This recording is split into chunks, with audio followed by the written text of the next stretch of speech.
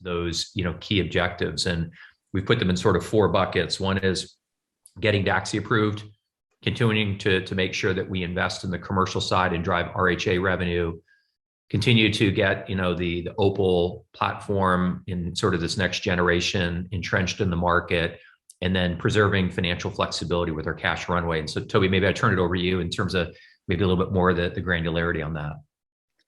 Yeah, thanks, Mark. I think Mark did a great job of summarizing the stuff that we're going to do, and he outlined some of the other things that were on the docket that we're going to pause. And those are all high NPV positive projects, but we figured at this point in time with the preservation of cash is more critical. So, the expansion plans, non-critical hires, we're pausing those, deferring our phase 3 program for upper limb spasticity or other pipeline therapeutic activities, along with the international regulatory and commercial investments for DAXI. And, we'll continue our collaborations with Viatris and Fosun, of course, but that will put a pause on other things there. I think when you kind of assess that in totality and with the cash resources that Mark talked about also, when we filed our recent Form 10Q, we looked at those resources and against that operating plan that we've outlined, and we feel like that is sufficient cash resources to last for 12 months since the filing of our 10Q. So, clearly we'll continue to make prudent decisions on our capital structure and sort of on our investing plans going forward. Okay, so I wanted to jump into the regulatory situation with DAXI, and I realize that there's some things you can talk about, there's some things you can't talk about. That will not deter me from asking the questions, but totally understand that there might be some limits here. But let's just talk process going forward. I wanted to ask if you have requested your Type A meeting, and irrespective of that, when do you have a sense of when you might have that Type A meeting with the agency? Yeah, so David, I would be disappointed if you didn't ask, but we've obviously had a number of public discussions around this. First, when the redacted 483 was made public, after the CRL, and more recently our quarterly earnings. And so I'll kind of point back to some of the commentary around that. At the time that we received our CRL, there were no specifics regarding the responses that we had provided following the observations that were provided in the 483. So we were a little bit at a loss in terms of, what do we want to put in a Type A meeting request briefing book, given that we weren't given more specificity. We did then indicate on our Q3 earnings call that we did get the establishment inspection report and additional feedback from the agency that has allowed us to refine the briefing book for the Type A meeting request. We indicated that was going to be helpful in refining that, and that subsequent to that, we would request a Type A meeting. And that if you look at it from the agency standpoint, they've got 14 days to then, once you submit, consider whether or not to grant it. And if so, it's within 30 days traditionally of when you submit your meeting request. Now, given the holidays and some of the backlog, it's certainly possible that could slip. We're not going to get into the specifics of, kind of have you or have you not submitted the Type A? When is it? What's happening? We said that the next time that we would provide commentary would be post the Type A meeting, once we would expect that we've got clarity from the agency. But generally that's the time frame that the FDA operates under, and so hopefully we'll start to get some clarity in the not too distant future. So I know you mentioned the inspection report, and I guess can you elaborate on the extent to which it provides clarity on what the agency is concerned about or looking for? Yeah, so again, we can't really get into the details of that. Yep. And I like the analogy of, when you're getting ready to sell your house, you have an inspector that comes out and looks at sort of the house, and there's all kinds of things that they have from, hey, you've got some trees that are growing a little close to the house to, a sink that's slow to drain. But ultimately there are a few things out of that sort of make their way into the purchase contract about issues that need to be remedied or addressed. And so that's the kind of way to think about the EIR. It's a much more comprehensive narrative around observations and things and suggestions during the inspection.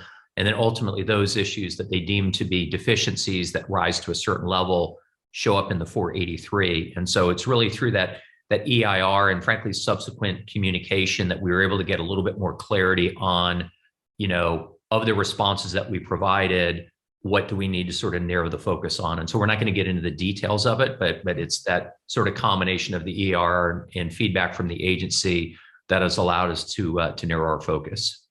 Okay, so maybe I'll ask another question that you probably won't be able to answer, but I'm going to ask it anyway. Sure.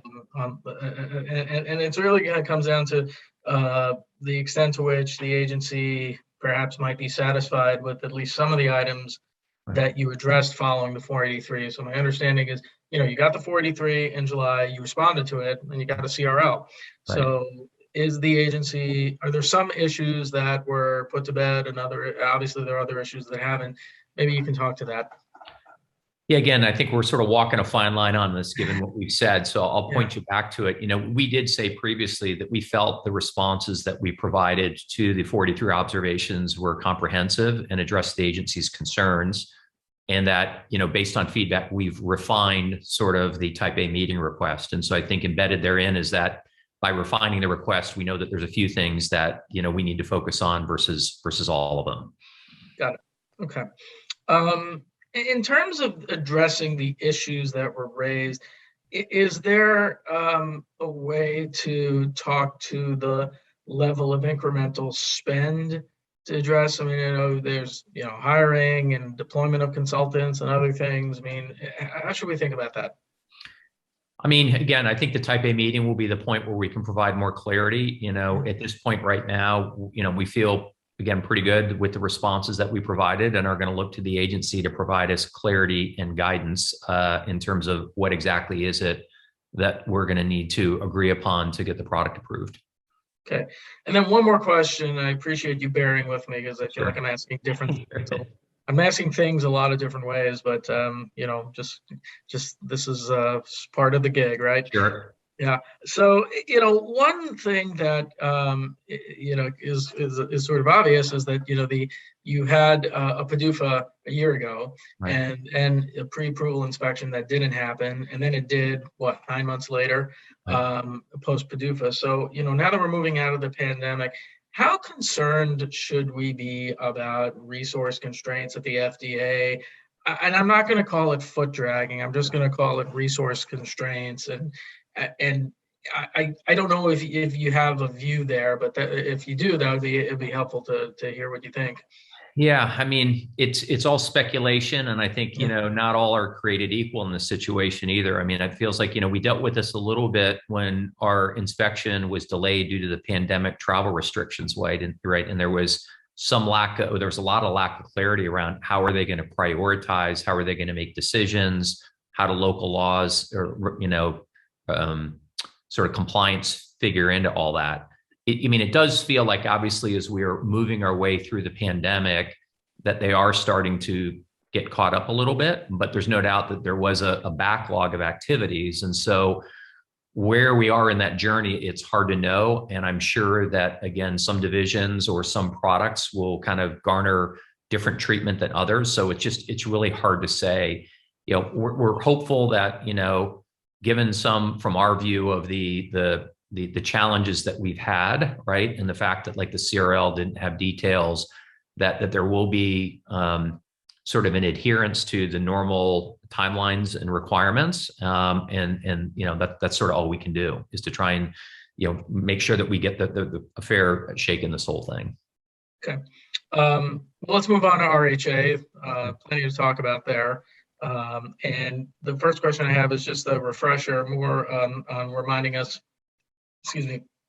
how many injectors you've trained, how many repeat users you have, and just a refresher on the number of prestige practices you're targeting.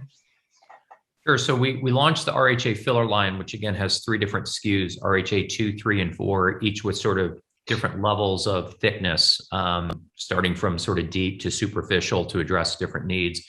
We launched the product in September of 2020. So we came up just on our first year of launch at the end of Q3 of this year. If you look at the US market, it's about a $1.1 billion market estimated in 2021. And we generated, close to, call it $18 million ish plus of revenue in Q3. So if you kind of roll that forward, annualizing it almost, pushing close to $80 million on that sort of annualized run rate. So, good start in terms of overall market penetration, in terms of how we're doing with the RHA filler line.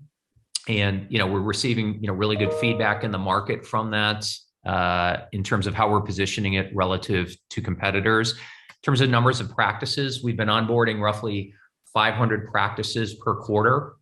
We haven't been talking about necessarily injectors and more about practices. And within a given practice, you can have more than one injector. And so we ended Q3 with, over 2,500 practices across both our fintech platform, HintMD, now Opal, and the filler side of it. We haven't given details around the reorder rates of those accounts, but obviously with the continued growth that we're seeing in accounts and our overall revenue, we feel like our message is resonating and the strategy regarding the accounts that we're targeting makes sense. In terms of where that positions us for the overall market, we said that there's, close to 40,000 kind of aesthetic practices in North America, in the US, and that we believe that the prestige segment, which we're targeting, is roughly a third of that.